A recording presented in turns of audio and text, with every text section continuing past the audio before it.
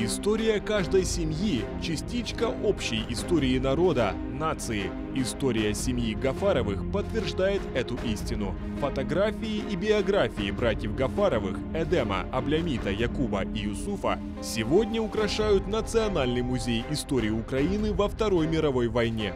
Голод, война, депортация, смерть – то, что пережил младший брат Юсуф Гафаров. Сегодня, пройдя через множество испытаний, Юсуф Ага живет на своей родной земле, в Крыму. Семья Гафаровых. Первая серия «Братья». В новом цикле программы «Тарих Седасы» с Гульнарой Бекировой. Смотрите в воскресенье в 18:00 на телеканале АТР.